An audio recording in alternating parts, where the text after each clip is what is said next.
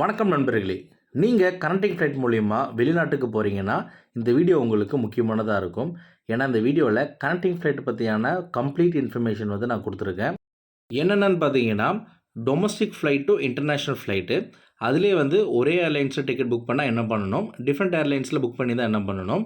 அடுத்தது international flight to international flight. அதில் வந்து ஒரே ஏர்லைன்ஸ் இருந்தால் நீங்கள் என்ன பண்ணணும், வேறு வேறு ஏர்லைன்ஸ் வந்து டிக்கெட் புக் பண்ணி தான் என்ன பண்ணணும்.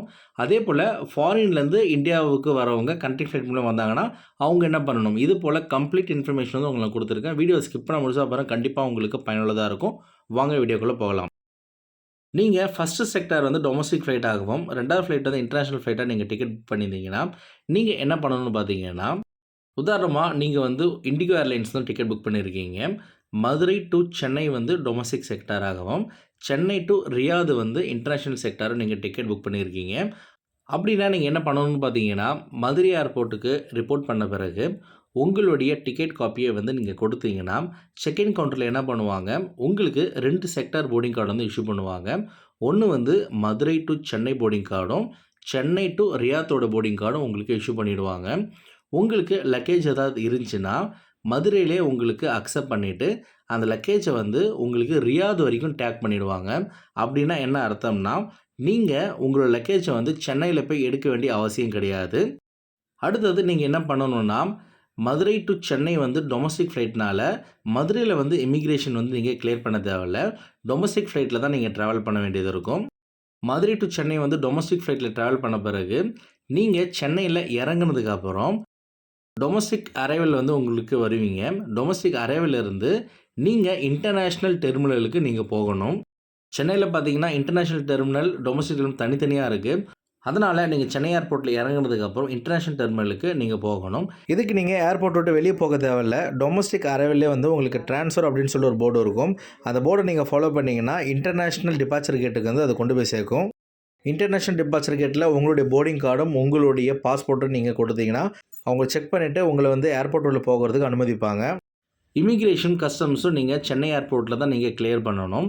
இமிக்ரேஷன் கஸ்டம்ஸும் நீங்கள் கிளியர் பண்ண பிறகு செக்யூரிட்டி செக் வந்து கிளியர் பண்ணணும். செக்யூரிட்டி செக் கிளியர் பண்ணிட்ட பிறகு உங்களுக்கு சென்னை டு ரியாத் ஃப்ளைட் வந்து இருக்கும். அந்த சென்னை டு ரியாத் ஃப்ளைட்டில் வந்து நீங்கள் ட்ராவல் பண்ணலாம். நீங்கள் ரியாத் போனதுக்கப்புறம் உங்களுடைய லக்கேஜ் வந்து நீங்கள் கலெக்ட் பண்ணிக்கலாம். இதில் நம்மளுக்கு காமனாக டவுட் என்ன பார்த்தீங்கன்னா, டொமஸ்டிக் ஃப்ளைட்டுக்கும் இன்டர்நேஷ்னல் ஃப்ளைட்டுக்கும் பேக்கேஜ் அலவன்ஸ் வந்து வேறு வேறையாக இருக்கும். அப்போ வந்து எவ்வளோ பேக் வந்து அலோவ் பண்ணுவாங்க அப்படின்னு பார்த்தீங்கன்னா, நீங்கள் டிக்கெட் புக் பண்ணும்போதே ஒரே பிஎன்ஆர், அதாவது ஒரே டிக்கெட்டாக வந்து நீங்கள் டிக்கெட் புக் பண்ணும்போது உங்களுக்கு இன்டர்நேஷ்னல் பேக்கேஜ் அலவன்ஸ் தான் கொடுப்பாங்க. அதாவது நீங்கள் சப்போஸ் இண்டிகோ ஃப்ளைட்டில் ட்ராவல் பண்ணிங்கன்னா 30 கிலோ வரைக்கும் நீங்கள் கொண்டு போகலாம். சிம்பிளாக சொல்லணும்னா, ஒரே ஏர்லைன்ஸில் நீங்கள் டிக்கெட் புக் பண்ணியிருக்கீங்க, ஒரே டிக்கெட்டாக இருந்துச்சுன்னா உங்களுக்கு போர்டிங் கார்டு வந்து ஃபஸ்ட்டு செக்டார்லேயே கொடுத்துருவாங்க. பேக்கேஜ் வந்து ஃபைனல் டெஸ்டினேஷனுக்கு த்ரூ பண்ணிவிடுவாங்க. உங்களுக்கான இமிக்ரேஷன் கஸ்டம்ஸும் எந்த இடத்துலேருந்து நீங்கள் இன்டர்நேஷ்னல் ஃப்ளைட்டில் ட்ராவல் பண்ண போகிறீங்களோ அங்கே தான் உங்களுக்கு இமிக்ரேஷன் கஸ்டம்ஸும் இருக்கும். அடுத்தது ஒரு சில பேசஞ்சர் என்ன பண்ணியிருப்பாங்க பார்த்தீங்கன்னா, ஒரே ஏர்லைன்ஸில் டிக்கெட் புக் பண்ணியிருப்பாங்க. ஆனால் 2 தனித்தனி டிக்கெட்டாக புக் பண்ணியிருப்பாங்க. உதாரணமாக இதே ஃப்ளைட்டில் பார்த்தீங்கன்னா, மதுரை டு சென்னை வந்து தனி டிக்கெட்டாகவும், சென்னை டு ரியாத் வந்து தனி டிக்கெட்டாகவும் ஒரே ஏர்லைன்ஸில் டிக்கெட் புக் பண்ணியிருந்தாங்கன்னா, அவங்களுக்கு என்ன பிரச்சனை வரும் பார்த்தீங்கன்னா, மதுரை டு சென்னை வந்து டொமஸ்டிக் செக்டர்னால 15 கிலோ வரைக்கும் தான் அவங்களுக்கு அக்செப்ட் பண்ணுவாங்க. ஆனால் சென்னை டு ரியாத் வந்து அவங்களுக்கு 30 கிலோ அலவன்ஸு. அதனால் நீங்கள் டொமஸ்டிக்கில் வந்து 30 கிலோ நீங்கள் கொண்டு போகணும்னா எக்ஸ்ட்ரா அமௌண்ட் வந்து நீங்கள் பே பண்ணுற மாதிரி இருக்கும். அதனால் நீங்கள் டிக்கெட் புக் பண்ணும்போது ஒரே டிக்கெட்டாக இருக்கிற மாதிரி நீங்கள் டிக்கெட் புக் பண்ணுறது ரொம்ப ரொம்ப நல்லது. அடுத்தது வந்து டிஃப்ரெண்ட் ஏர்லைன்ஸில் வந்து டிக்கெட் புக் பண்ணியிருக்காங்க. ஃபஸ்ட்டு செக்டர் வந்து டொமஸ்டிக்காகவும், செகண்ட் செக்டார் வந்து இன்டர்நேஷ்னல் ஃப்ளைட்டாக இருந்துச்சுன்னா, அவங்க என்ன பண்ணணும்னு பார்த்தீங்கன்னா, இதேமாரி நீங்கள் டிக்கெட் புக் பண்ணியிருந்தீங்கன்னா, ஒவ்வொரு செக்டாரும் நீங்கள் தனித்தனியாக செக்இன் பண்ணணும். உதாரணமாக நீங்கள் திருச்சி டு சென்னை வந்து டிக்கெட் புக் பண்ணியிருக்கீங்க இண்டிகோவில். சென்னை டு துபாய் வந்து எமிரேட்ஸ் ஃப்ளைட்டில் வந்து நீங்கள் டிக்கெட் புக் பண்ணியிருக்கீங்கன்னு வச்சுக்கோங்க. நீங்கள் திருச்சி டு சென்னைக்கான செக்இன் பண்ணணும். அங்கே வந்து உங்கள் லக்கேஜ் வந்து ட்ராப் பண்ணணும். உங்களுக்கு Trichy to Chennai boarding card மட்டும் தான் கொடுப்பாங்க. ஒன்ஸ் நீங்கள் சென்னையில் போய் இறங்குனதுக்கப்புறம் உங்களுடைய லக்கேஜை வந்து நீங்கள் கலெக்ட் பண்ணணும். கலெக்ட் பண்ணதுக்கப்புறம் அங்கேருந்து நீங்கள் இன்டர்நேஷ்னல் டெர்மினல் போனதுக்கப்புறம், இன்டர்நேஷ்னல் டெர்மினலில் எந்த ஏர்லைன்ஸ்லேருந்து நீங்கள் ட்ராவல் பண்ணுறீங்களோ அந்த ஏர்லைன்ஸுடைய செக்இன் கவுண்டரில் நீங்கள் செக்இன் பண்ணணும். அங்கே வந்து மறுபடியும் உங்கள் லக்கேஜ் வந்து ட்ராப் பண்ணணும். மறுபடியும் அங்கே வந்து உங்களுக்கு போர்டிங் கார்டு இஷ்யூ பண்ணுவாங்க. அதுக்கப்புறம் நீங்கள் இமிக்ரேஷன், கஸ்டம்ஸ், செக்யூரிட்டிலாம் கிளியர் பண்ணதுக்கப்புறம் தான் நீங்கள் வந்து ஃப்ளைட் ஏறுற மாதிரி இருக்கும். இதுமாரி வேறு வேறு ஏர்லைன்ஸில் வந்து நீங்கள் கனெக்டிங் ஃப்ளைட் டிக்கெட் புக் பண்ணியிருந்தீங்கன்னா, இதில் ஒரு முக்கியமான விஷயம் வந்து நீங்கள் தெரிஞ்சுக்க வேண்டியது, சப்போஸ் உங்களுக்கு ஃபஸ்ட்டு ஃப்ளைட் வந்து டிலே ஆச்சுன்னா, அதனால் வந்து நீங்கள் இன்டர்நேஷ்னல் ஃப்ளைட்டை வந்து நீங்கள் பிடிக்க முடியலன்னா ஏர்லைன்ஸ் வந்து ரெஸ்பான்சிபிலிட்டி வந்து எடுத்துக்க மாட்டாங்க.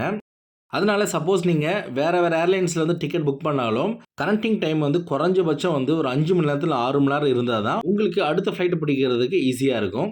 அதே போல் இதில் ஒரு ட்ராபேக் என்னென்னு பார்த்தீங்கன்னா லக்கேஜ். ஏன்னா டொமஸ்டிக் செக்டாருக்கு வந்து கம்மியான பேக்கேஜ் அலவன்ஸ் தான் கொடுப்பாங்க. இன்டர்நேஷ்னல் ஃப்ளைட்டுக்கு வந்து அதிகமாக அலவன்ஸ் கொடுப்பாங்க.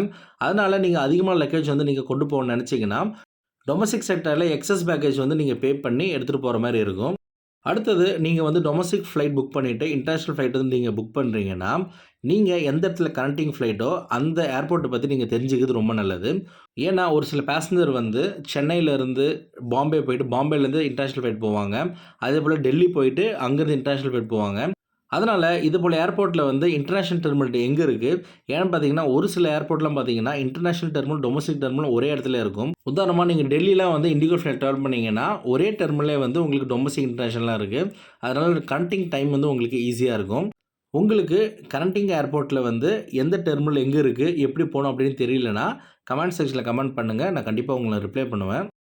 இப்போ அடுத்த டைப் பார்ப்போம். அடுத்த டைப் பார்த்தீங்கன்னா இன்டர்நேஷ்னல் ஃப்ளைட் புக் பண்ணியிருப்பாங்க. மறுபடியும் இன்டர்நேஷ்னல் ஃப்ளைட் புக் பண்ணியிருப்பாங்க. உதாரணமாக ஒரு பேசஞ்சர் வந்து இங்கேருந்து வந்து துபாய் போகிறாங்க அப்படின்னு வச்சுக்கோங்க. உதாரணமாக ஸ்ரீலங்கன் ஏர்லைன்ஸில் டிக்கெட் புக் பண்ணியிருக்காங்கன்னா அவங்க Madurai to Colombo international flight மறுபடியும் கொழும்புலேருந்து துபாய்க்கு வந்து இன்டர்நேஷ்னல் ஃப்ளைட்டில் ட்ராவல் பண்ணுவாங்க. அவங்க என்ன ப்ரொசீஜர் வந்து ஃபாலோ பண்ணணும்னு பார்த்தீங்கன்னா அவங்களுக்கு வந்து மதுரையிலே கிட்டத்தட்ட எல்லா ப்ரொசீஜரும் முடிஞ்சிடும். அதாவது அவங்க லக்கேஜை வந்து அக்செப்ட் பண்ணிப்பாங்க. போர்டிங் கார்டும் மதுரை டு கொழும்பு, கொழும்பு டு துபாயோட போர்டிங் கார்டு வந்து இஷ்யூ பண்ணிடுவாங்க.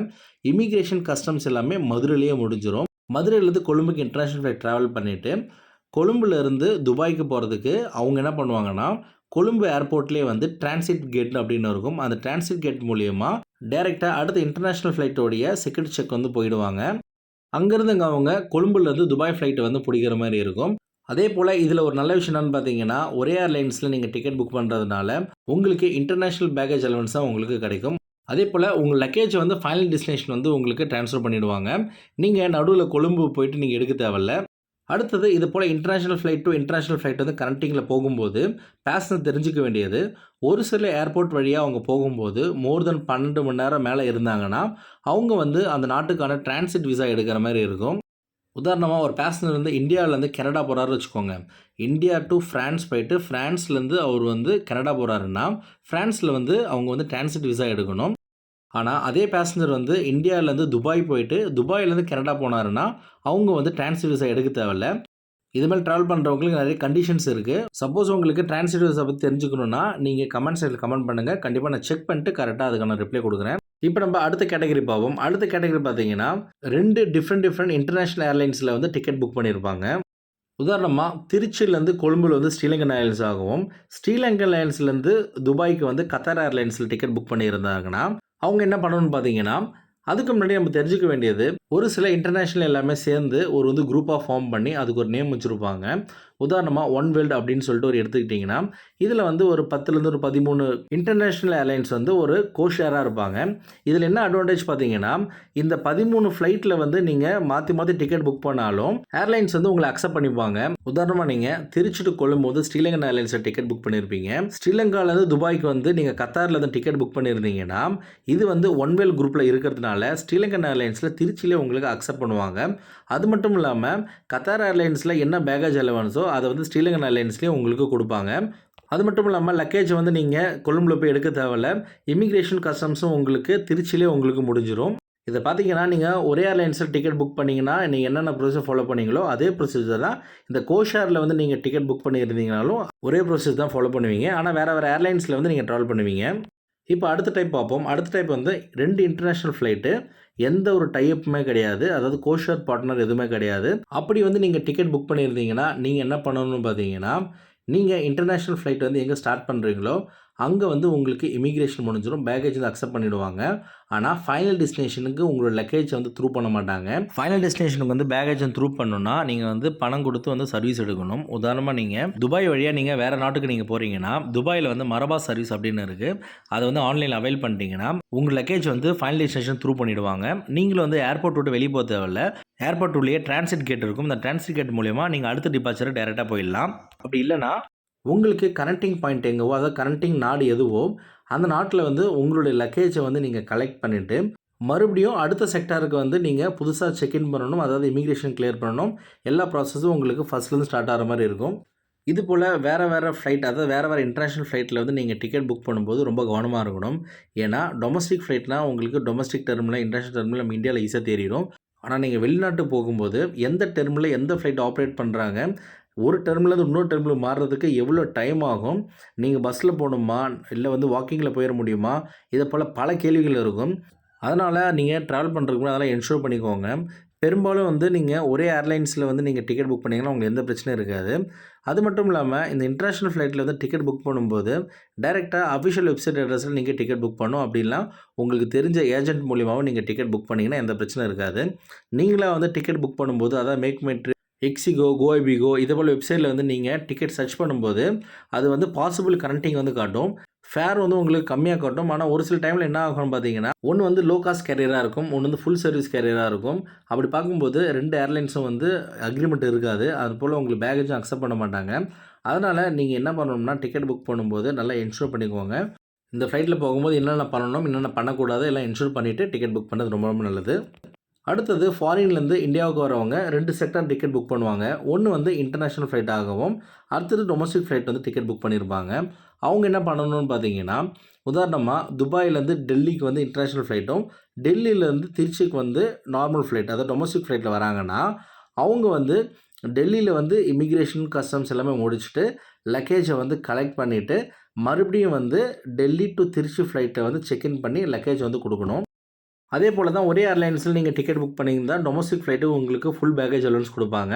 வேற ஏர்லைன்ஸ்ல வந்து நீங்க டிக்கெட் புக் பண்ணியிருந்தீங்கன்னா, உங்களுக்கு டொமஸ்டிக் ஃப்ளைட்டோடைய அலவன்ஸ் மட்டும் தான் உங்களுக்கு இருக்கும். அதனால நீங்க என்ஷூர் பண்ணிக்கோங்க. நான் குடுத்த தகவல் உங்களுக்கு பயனுள்ளதா இருந்திருக்கும்னு நம்புறேன். உங்களோட ஃப்ரெண்ட்ஸ் அண்ட் ஃபேமிலி யாராவது கனெக்டிங் ஃப்ளைட்ல டிராவல் பண்றாங்கன்னா, அவங்களுக்கு இந்த வீடியோவ ஷேர் பண்ணுங்க. கண்டிப்பா அவங்களுக்கும் பயனுள்ளதா இருக்கட்டும். உங்களுக்கு ஃப்ளைட் டிராவல பத்தி வேற ஏதாவது டவுட் இருந்தாலும் கமெண்ட் செக்ஷன்ல கமெண்ட் பண்ணுங்க. கண்டிப்பா உங்களுக்கு நான் ரிப்ளை பண்ணுவேன். மேலும் ஃப்ளைட் டிராவல் சம்பந்தமான எந்த ஒரு வீடியோக்கும் நம்ம சேனலை மறக்காம சப்ஸ்கிரைப் பண்ணிடுங்க. நன்றி, வணக்கம்.